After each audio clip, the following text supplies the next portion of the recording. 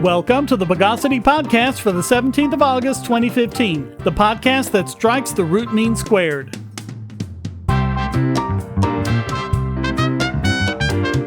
This is your host, Shane Killian, and joining me this week, you've heard his voice before when he sent in a couple of audio comments, and you may know him on the forum as Libertarianist. Welcome to the podcast, Alex Fauble. Thank you for having me. Let's perambulate the news of the Bogus.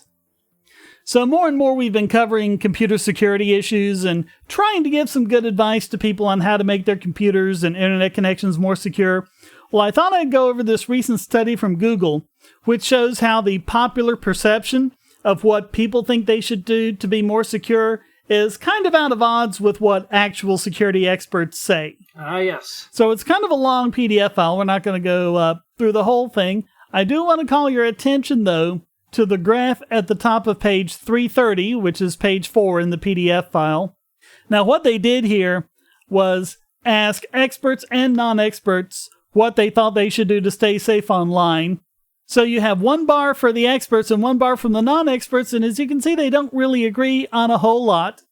By far, what the non-experts thought you should do is use antivirus. And really, I've been kind of downplaying that myself. I mean, if you just use the stuff that comes with your system, like Windows Defender or whatever, I mean, that's fine. But there's a kind of a false sense of security there.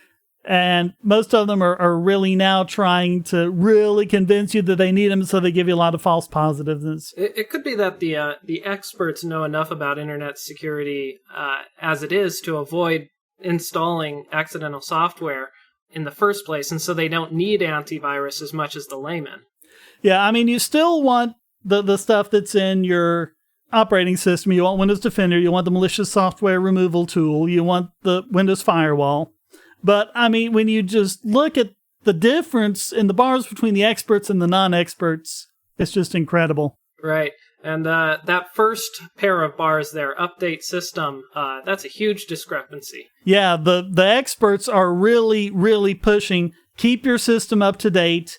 And not just your operating system updates, but keep Flash up to date, keep all the software you use up to date, really install those updates. Right, it allows them to patch all those security holes that they keep discovering, and without that, then you're just exposed to what everybody knows how to do to exploit and get your personal information. Right, and the more of those security holes you have on your system, the easier it'll be for someone to come in. And what a lot of people don't realize is that a couple of security holes that might not be that bad on their own, when you combine them together, they can actually be pretty horrendous. So you might have, what's called an upscale attack, which is if you're a regular user, you can upscale to an administrative user or become the root or whatever. Where you say, well, yeah, but you already got to be on as a user to do that, so that's not really a big deal. There's another thing that will let someone into your system. Yeah, but they'll just come in as a regular user. There's not that much they'd be able to do. But put the two together. They come through that first one. They get in as a regular user. Then they use the other exploit to escalate up to an administrative user. Yeah. Probably more out of laziness than anything else. I've fallen into some of these bad habits that they're pointing out here. It'd probably be worse if I had many assets that at risk to be stolen. So, well, for most people, what you're worried about is a hacker taking over your system to have it be a part of something else, like a part of a botnet or something, to launch attacks against other people. Oh, okay. That's primarily what you're worried about. And of course, things like crypto wall, the ones that encrypt all your software and say, okay, send us $300 in Bitcoin for the decryption key and stuff like that.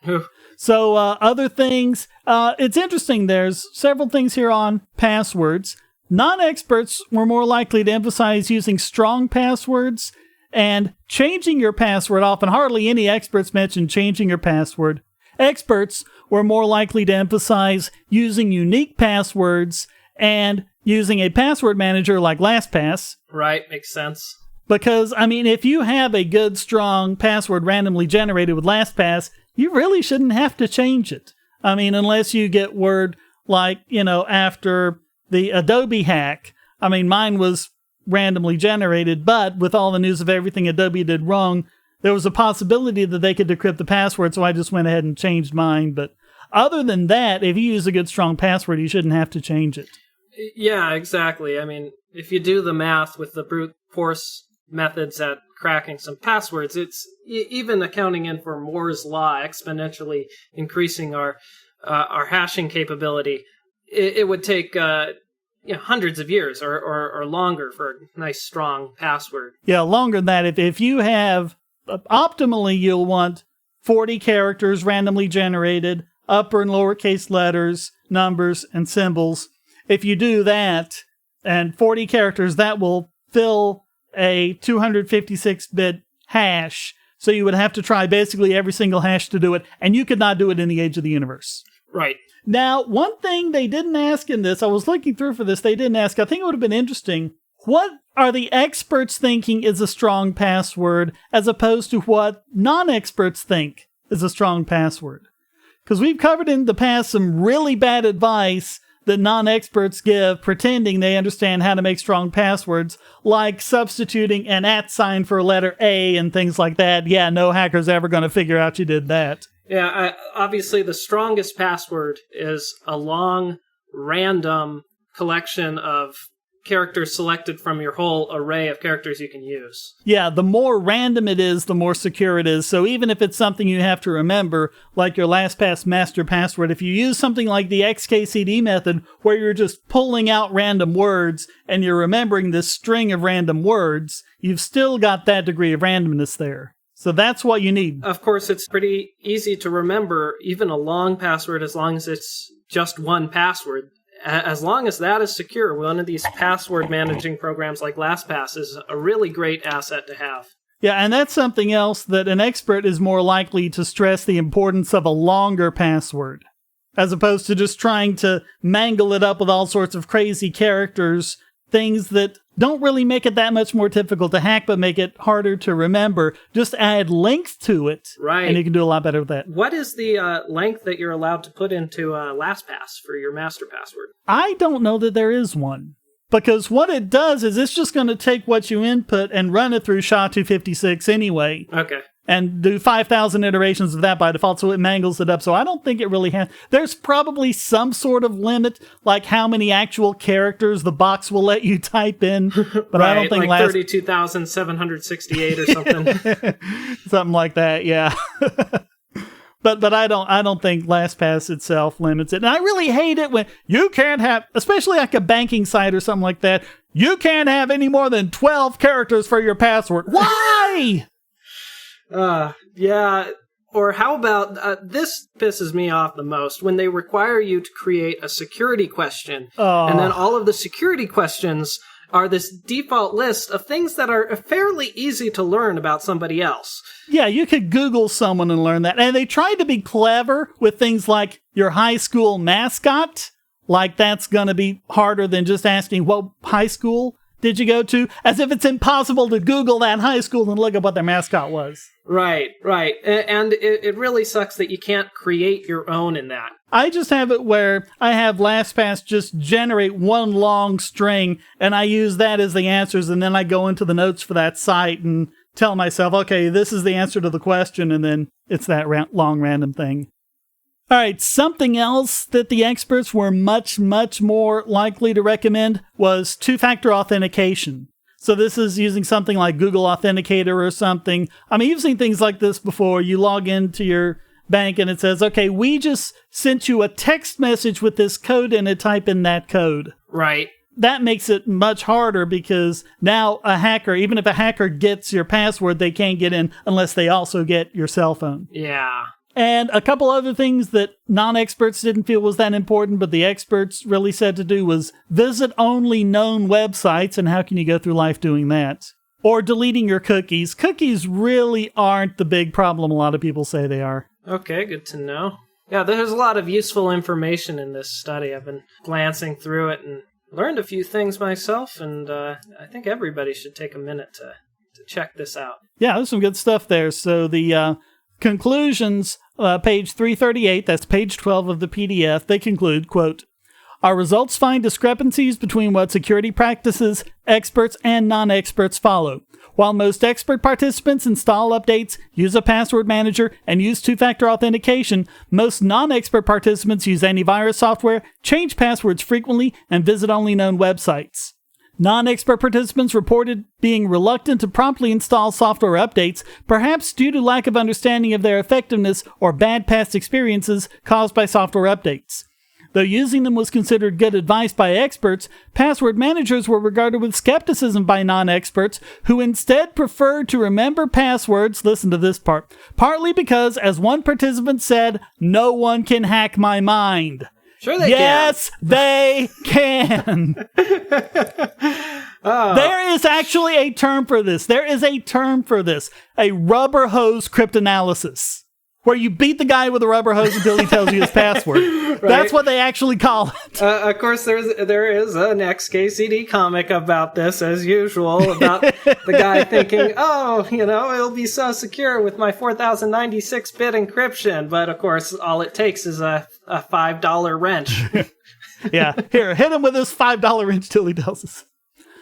Quote, other security advice, however, such as not clicking on links received from unknown people, were known and followed by non-experts. That's good. More work has to be done on improving the limitations of security practices identified in this work, which are used by experts but not by non-experts. Nevertheless, based on our findings, some promising security advice emerges. Install software updates, use a password manager, and use two-factor authentication for online accounts. So good advice, and hopefully this is getting some attention, so hopefully people will be more secure as a result. Say, if you're tired of the promos in this podcast, well, the patrons got it early and with no ads or promos. Just go to patreon.bogosity.tv and donate at any level. Hackers, terrorists, the NSA. But I repeat myself. Your online security is under attack, and the weakest point is your password. That's why you need LastPass. LastPass plugs into your browser and allows you to randomly generate strong, unique passwords anywhere on the web, all protected by one master password. LastPass sets up in minutes and gives you secure automatic logins throughout the web, synchronizing across all your browsers and all your computers, at home, at work, or on the road. It even securely stores sensitive form data, including credit card numbers. Backup sensitive documents, membership info, Wi-Fi logins, and more. And with LastPass Premium, you can get these benefits on other applications and even mobile devices, and also get priority customer support. Sign up at password.bogosity.tv for a free month of LastPass Premium. Log in securely everywhere using the last password you'll ever have to remember. Go to password.bogosity.tv and get LastPass now. Well, I think we covered a couple of times how there really is no reason to think that non-celiacs would be sensitive to gluten, despite the gluten-free craze going around. Oh, yeah. Well, now the original researchers who first provided the evidence for non-celiac gluten sensitivity have released new research saying there ain't no such thing. I'm shocked. So the first follow-up paper came out last year in the journal Gastroenterology, and it was a follow-up on their 2011 experiment, and that original experiment, it was scientifically sound, but it had a really small sample size. Right. And they found that gluten-containing diets could cause gastrointestinal distress in people even if they don't have celiac disease. And that's where we get non-celiac gluten sensitivity from them. And as a result, now 30% of people want to eat less gluten. Gluten-free products are estimated to become a $15 billion a year industry by 2016.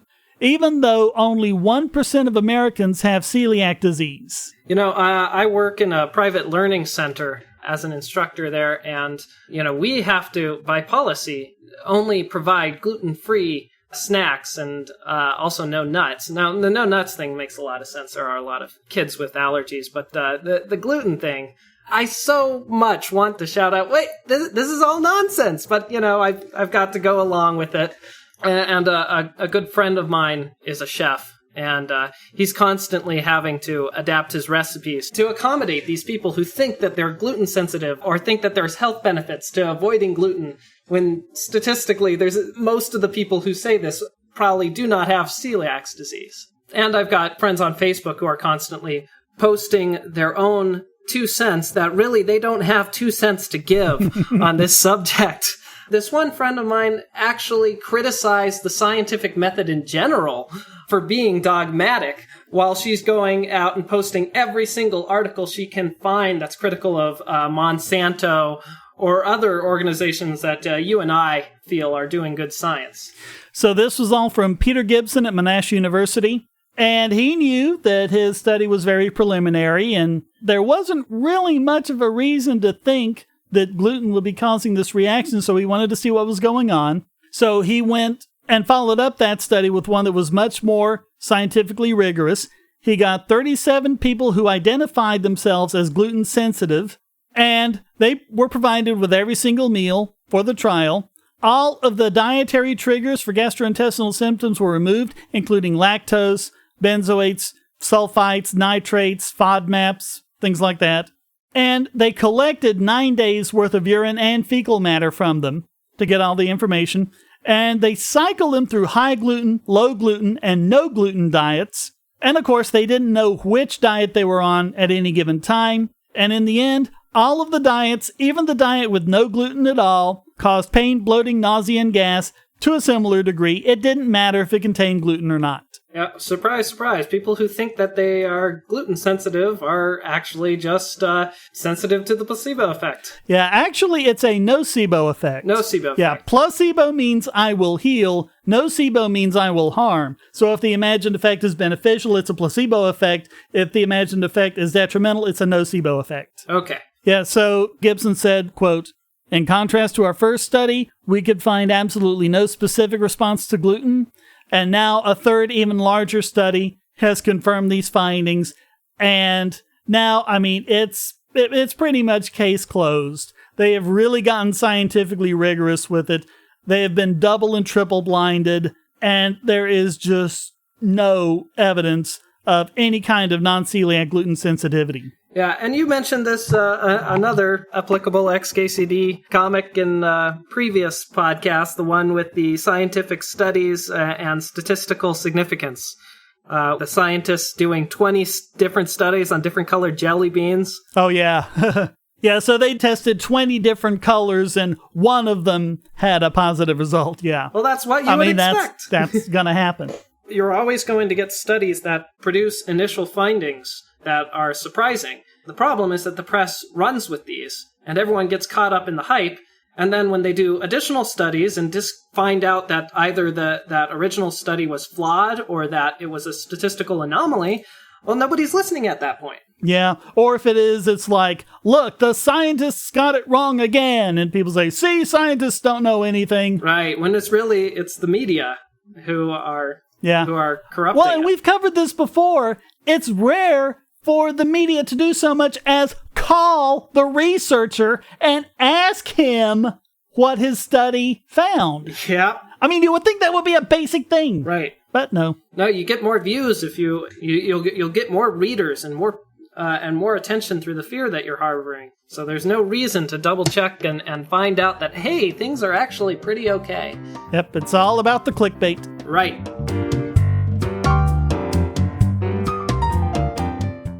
If you're on the Wi-Fi in a coffee shop or hotel, anyone on that network can get your traffic. Do you really trust all of those strangers? For that matter, do you really trust your ISP? A VPN can protect you from prying eyes, disguise your location, and even foil government censors. It's essential in this day and age, so go to vpn.bogosity.tv and you'll be taken to BoxPN. Starting at just $2.99 a month, you can get unlimited high-speed connections to VPN servers all over the world, and they don't log connections, so your privacy is assured. Traveling abroad, just VPN home, and don't worry about what those other governments are doing. Back at home, stop your ISP from traffic shaping and messing with the quality internet access you're paying good money for. You can connect from multiple machines at once, including your smartphone or tablet, and it supports all the secure standards, including OpenVPN and SSTP.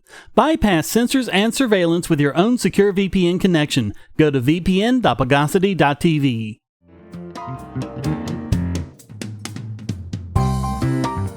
Well, I guess Hillary was riding high last week when she took her first ever biggest Bogon emitter and wanted another right off the bat. She didn't quite make it. We'll see who beat her out later.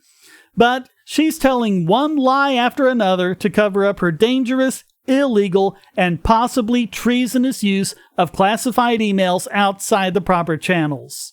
And this is something that's been going on for a few years now. And I mean, Donald Trump says something mean about Rosie O'Donnell in his front page headlines, but this, try finding some coverage from it. So this is, yet again, Reason Magazine covering a lot of the things that no one else will, pointing out that pretty much everything she has said about these emails has ended up not being true. Yeah. It just goes to show you what the media's attitude is about people saying things that are unkind versus people saying things that are blatantly untrue. Here we have Hillary Clinton making these demonstrably false statements about her email ethics. And you get a lot more coverage, as you said, about Donald Trump. The media doesn't really care, if a politician lies, just how the politician looks on TV and looks and acts. So she was pretty unequivocal in her statement, quote, "I did not email any classified material to anyone on my email. There is no classified material. I am certainly well aware of the classification requirements and did not send classified email." That statement is clear, unequivocal, and completely false. The Inspector General for U.S. intelligence agencies took a sampling of the emails, 40 out of these tens of thousands of emails, and found that 4 of them, 10%, were classified, and 2 of those were classified top secret. Of course, these were just the ones that she voluntarily turned over and not the ones that she buried and deleted. Yeah. So now, of course, her campaign is trying to try and backpedal on this a little bit. She's saying now, they weren't classified at the time they were sent. They were only classified later. Guess what? Not true. According to a joint statement from the IGs at the State Department and the Director of National Intelligence, quote, "The 4 classified emails were not retroactively classified by the State Department. Rather, these emails contained classified information when they were generated. And according to IC classification officials, that information remains classified today. This classified information should never have been transmitted via an unclassified personal system." So just a bold-faced lie, like husband, like wife. Pretty much. Yeah, so finally she's agreed to turn over her server on which the emails were stored, as well as a thumb drive. And that's after saying in March that she wouldn't do it. However, there have been reports that the server has been wiped clean, so who knows if there's anything even on it to get. Of course, there's a difference between deleting something and actually erasing it, so they might be able to recover some of it. But well, let's hope. We'll have to see. Of course, there's not much good that it'll do anyways. People don't care about politicians lying because they all lie all the time. Yeah, they only care when politicians in the other party lie. Right. Yeah, so all of this thing about, but if it's been wiped, then how do we know what the emails are? And she has said that those informations were, quote, "captured and preserved immediately in the State Department's record system, despite the fact that that system wasn't even up and running until this past February." So she didn't even tell a good lie there. Yeah. I mean, it's just, you gotta wonder what's going through her head. And I mean, she even said in March that, she just has one phone and it's just for convenience. That was just a few weeks after she said she carries 2 phones and 2 iPads. I think politicians, especially successful politicians, they have a pathology that they always must represent themselves in the best light of the moment possible. And they're just solely thinking about, how can I make myself look good? And it's a short-term thinking, too, because they know that people will hear her statement and they'll take that as true. And, when it comes out later that she actually lied about all this stuff, nobody's going to be listening to that. They'll have moved on. They'll have made up their mind. And quite frankly, Hillary is right in that she has judged the American populace as gullible, and she'll get away with this. Yeah. Well, and in refusing to turn over the emails, she said the reason why is there was a lot of personal communications between her and her husband, Bill. Yet, according to Bill, he has just sent 2 emails in his entire life. Right, and I doubt those were to Hillary. Yeah, and she said that by turning over the paper copies, she had gone above and beyond what was required, saying she had no obligation to do any of that. She not only had an obligation to hand over the emails, she had an obligation to hand over all of them. Yeah. And then she lied directly to a CNN reporter who asked her about the subpoena she received, and she said, quote, "I've never had a subpoena." Well, this article has a link to the subpoena. You can click it and go see it. How many laws has she definitively broken at this point through this whole, from emailing these classified documents to making these multiple false statements and not fulfilling her obligation to hand over all the emails, and what are the odds that she's going to actually be brought up on any charges here? We'll have to see, I guess. But of course, if she ends up being elected president, it doesn't happen until then she would either have to be impeached or they'll have to wait for her to get out of office to bring up the charges. Yeah. So maybe that's what she's hoping for. Yeah, as long as you can get through the next election, you're set, right? That's kind of Obama's attitude on a lot of the policies that he supported and pushed. For example, Obamacare. He pushed it through knowing that the shit would hit the fan in his second term, which it did. And if it had hit the fan earlier, maybe he would have lost the election. Not that that would be any better, but it was only shooting for that election. Now, all that other stuff. Whoops, clumsy me. I guess I did lie there. Whatever. Yeah. No, he always says, "Now let me be perfectly clear." That means he's about to lie to you. Right. Yeah, I say whenever somebody tells you that they're telling the truth, if they use the word truth or some variation thereof, they're probably full of shit. Oh, something else someone pointed out, when you ask him a question and he starts saying, "Listen," or "Look," it means that what follows is not going to be any sort of answer to your question. Yep, that's a good thing to look out for.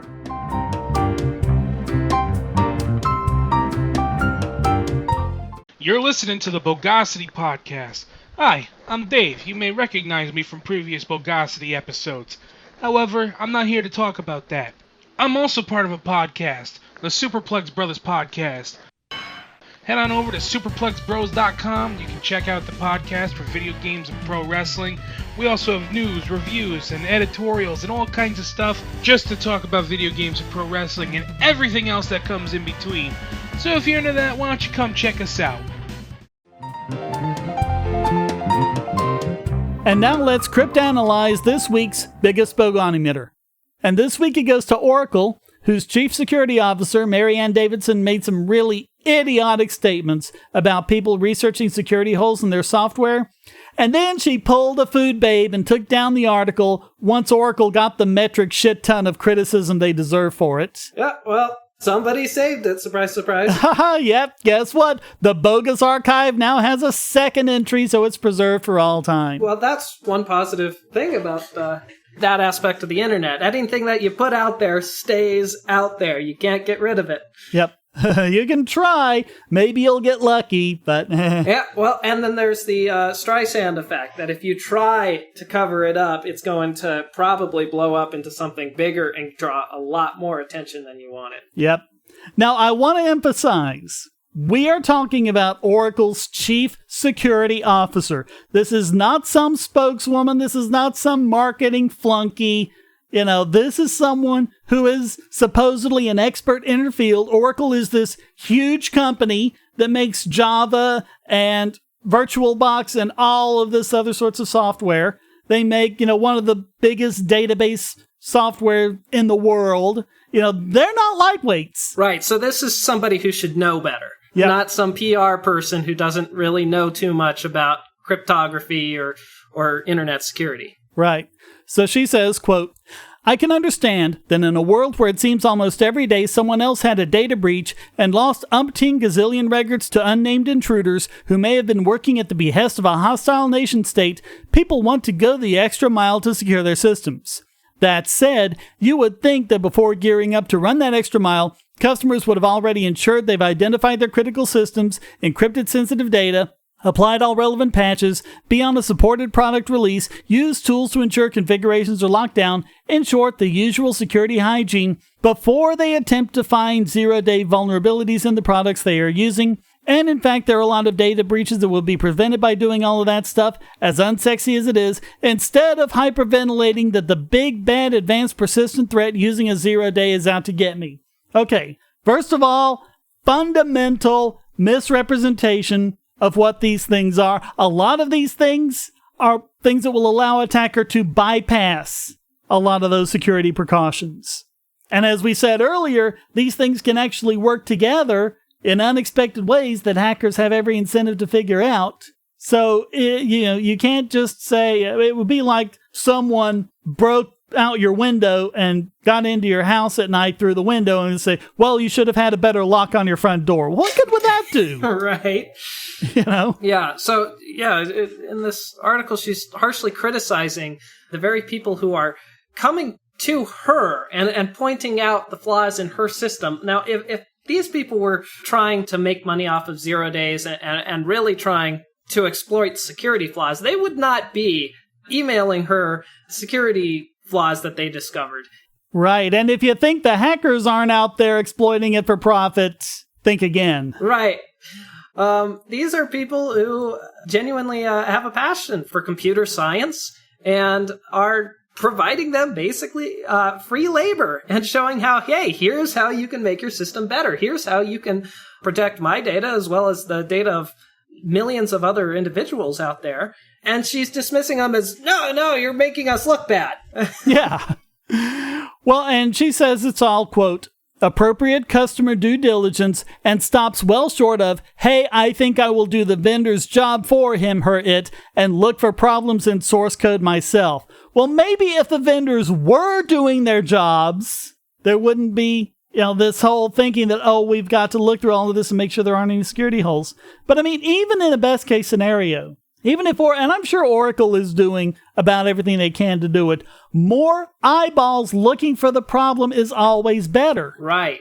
Yeah, and another thing that pisses me off about this article she wrote is her attitude like this is all about copyright protection. And it doesn't sound like anything that these hackers are doing. You're violating the license agreement, yeah. Right, it's against the rules to break the rules. Mm-hmm. See? Yeah. Yeah, as if the hackers out there, as if the really dangerous ones out there are going to have any compunction about doing that. Yeah, and she also, says that she's going after the consultants, these third parties who are scanning the code and decompiling it. So it was in the Q&A section here. Q, why are you going after consultants and customer hired? The consultant didn't sign the license agreement.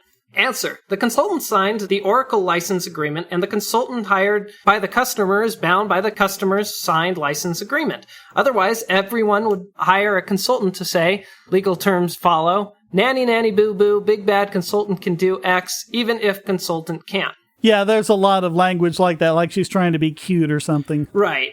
But she's acting like these third-party consultants agreed to this license agreement. Now, it might be a violation of the license agreement to send the code to the third party without them agreeing to it. If these consultants didn't do that, they wouldn't be doing their jobs.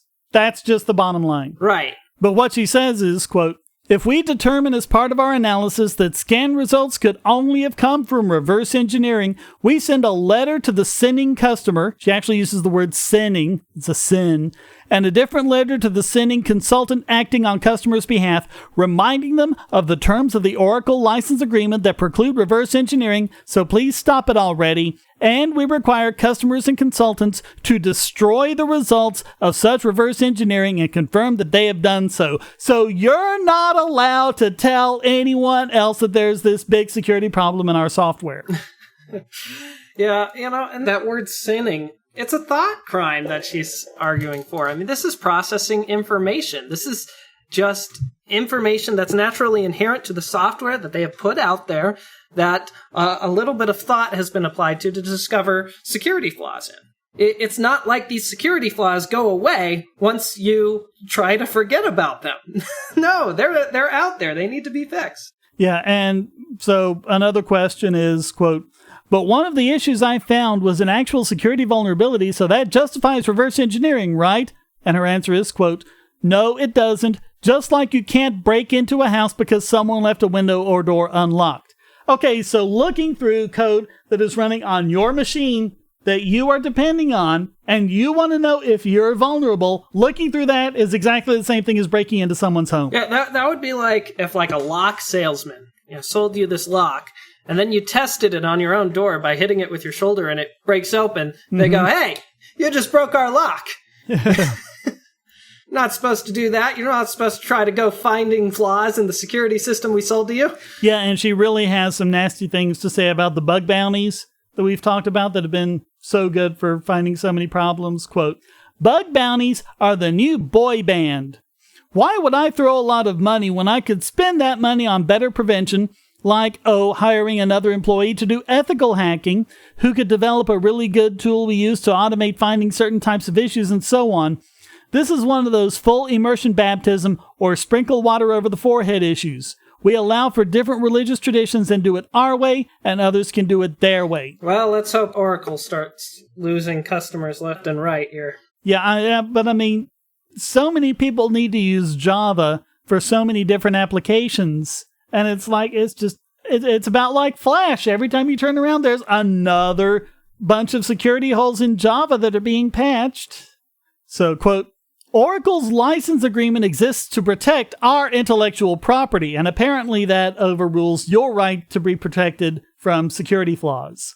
Good motives are not an acceptable excuse for violating an agreement willingly entered into, any more than, but everyone else is cheating on his or her spouse. Okay, so now it's just like cheating on a spouse. Is an acceptable excuse for violating forsaking all others if you said it in front of witnesses. We ask that customers not reverse engineer our code to find suspected security issues. We have source code. We run tools against the source code as well against executable code. It's actually our job to do that. We don't need or want a customer or random third party to reverse engineer our code to find security vulnerabilities. And last, but really first, the Oracle license agreement prohibits it. Please don't go there. Yeah, stupid. So this whole thing was unceremoniously deleted, and I checked Oracle blogs just the night before we recorded this. I didn't see anything repudiating, apologizing for, clarifying the information, or even mentioning this blog post. Apparently, Oracle wants to respond to criticism the same way they respond to security reports. Just pretend the whole thing never existed. So there was just no way Oracle could avoid being this week's biggest Bogon emitter.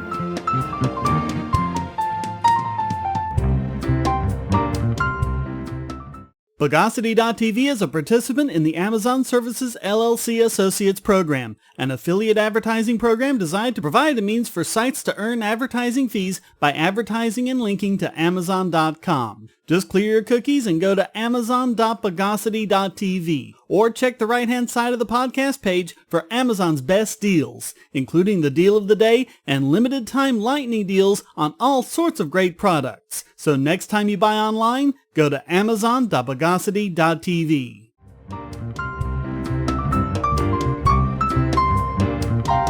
And now it's time to resequence this week's Idiot Extraordinaire!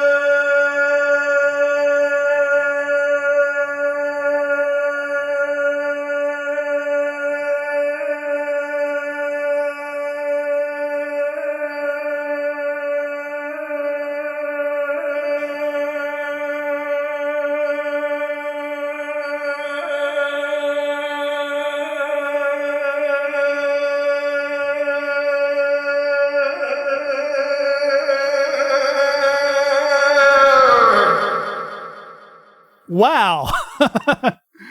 Daniel, I think you got some competition there, buddy. You okay? Yeah, a little lightheaded, but Do you need time to recuperate? I'm fine. And this time it goes to Scotland. Yep, the whole darn country, or at least their government. They've declared that they're going to issue a formal ban on GMO crops. I guess it's purple carrots for Scots from here on in. Well, even purple carrots are GMO. They're just not human GMO'd. Yeah, so this is all about a recent change in powers from the EU that say that administrations can have a more relaxed, permissive policy towards GM crops, and the idea is that this will allow more commercial GM crops to be used around the European Union. But Scotland says, nope, we're not going to do that. And this is a response to ministers in London who have said that they're going to allow commercial cultivation of GM crops like maize and oilseed rape. But the thing is, Scotland, even though they're a part of the UK and they have their ministers in the British Parliament, they have a parliament of their own, which can make their own rules and say, okay, we're not going to go with that. We're going to keep Scotland's crops pure from this nasty, horrible GM stuff. There's just so much illiteracy, especially among these policymakers. And a lot of it is not their fault in that there is just so much nonsense about what foods are safe or not, that unless you take the due diligence to actually scour through the scientific studies yourselves and see what their results were, how statistically significant they are, it's very difficult for the average person to figure out what is or is not safe to eat. But the problem is that everyone thinks they're an expert. Yep. But I mean, even the people who are supposed to be experts really fall short. Like Richard Lockheed, Scotland's Environment Secretary. You'd think he would know what he's talking about, but nope. Quote, there is no evidence of significant demand for GM products by Scottish consumers, and I am concerned that allowing GM crops to be grown in Scotland would damage our clean and green brand, thereby gambling with the future of our £14 billion food and drink sector. Wait, but they're selling GM crops there. That's evidence of demand. If something... Well, and there's also this thing that if you can't show a sufficient demand for it, we get to ban it. No, that's not how it works. You know, and it would be one thing if they were requiring labeling. Well, now, let's be clear. They don't have any problems with genetically modified food from elsewhere being sold in Scotland. They're talking about the actual crops being grown in Scotland. Okay. Because they think it's going to contaminate the rest of them. Oh, no. These are autotrophs, people. Yeah. So we went on to say, quote, the Scottish government has long-standing concerns about GM crops, concerns that are shared by other European countries and consumers, and which should not be dismissed lightly. I firmly believe that GM policy in Scotland should be guided by what's best for our economy and our own agricultural sector rather than the priorities of others. So his priorities are good, everyone else's. Right. And this also comes, 6 months to a year after, what was that gigantic study of like 1 trillion animals? Yeah, something like that, yeah. to figure out if there was any harm in genetically modified organisms. And the study was very definitive. Nope, there is effectively no difference. Yeah, so Scott Walker, the chief executive of the National Farmers Union in Scotland, has not been amused by this, quote, other countries are embracing biotechnology where appropriate, and we should be open to doing the same here in Scotland. Decisions should be taken on the individual merits of each variety based on science and determined by whether the variety will deliver overall benefit. These crops could have a role in shaping sustainable agriculture at some point, and at the same time, protecting the environment which we all cherish in Scotland. Sustainable agriculture.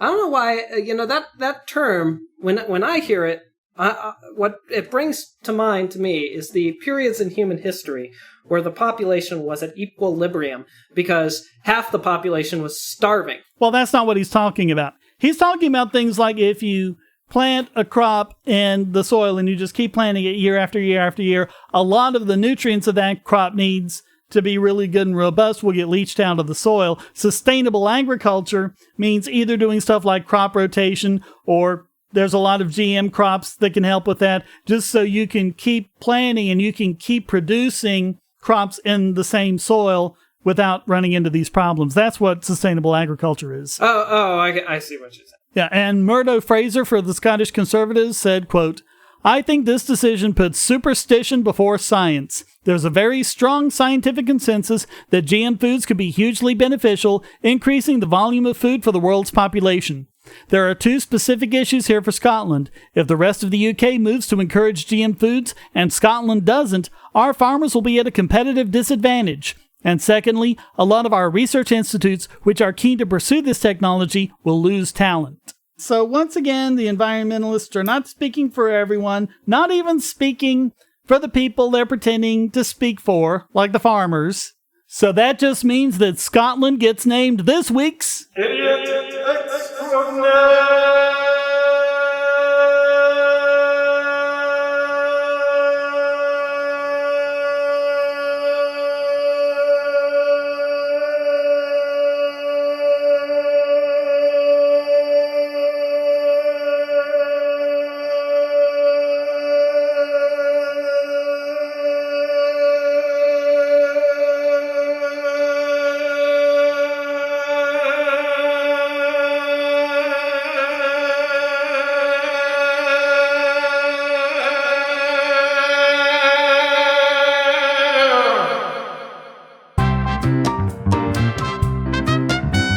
Well, that wraps up this Et Numa Srata Silpud edition of the Bogosity podcast. As always, you can come to forum.bogosity.tv to read the show notes and join the discussion. This podcast depends on you to keep going, so please donate using the links on the website or at patreon.bogosity.tv, and feel free to join in by sending a question, statement, news article, or rant to podcast@bogosity.tv. You can even stick it in an audio file if you want. Thank you for listening, and thanks again to Alex Fauble for joining me. Thank you. Until next time, here's a quote from Norman Borlaug. I now say that the world has the technology, either available or well advanced in the research pipeline, to feed on a sustainable basis a population of 10 billion people.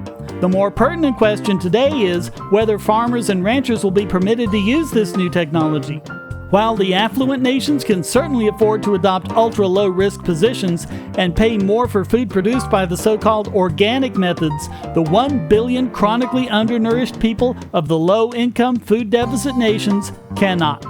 The Bogosity podcast is licensed under Creative Commons Attribution Non-Commercial No Derivatives 3.0 Imported License.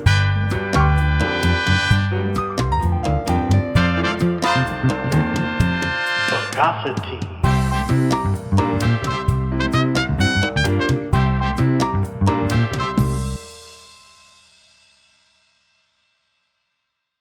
Do you want answers to creationist claims against evolution? Would you like to know more about evolution yourself, or even engage creationists more directly, with actual peer-reviewed sources to back you up? My book, How Evolution is Scientific, is designed to show the basics of evolutionary theory and how it is so well supported using the scientific method. It's impeccably sourced, with references to the actual scientific material, and is arranged using the creationists' own criteria of what is scientific. Using their own arguments against them, see how evolution is scientific, but creationism is not, based on observations, accurate predictions, logic, and evidence. Get answers to common creationist claims, and even a primer on abiogenesis, the start of all life. It's all in my book, How Evolution is Scientific, available at Amazon and on Kindle, EPUB, and PDF as well. Get How Evolution is Scientific and never be taken in by creationists again. Hey, I gotta go. There's an alarm going off. I think William Conrad's trying to raid my fridge again.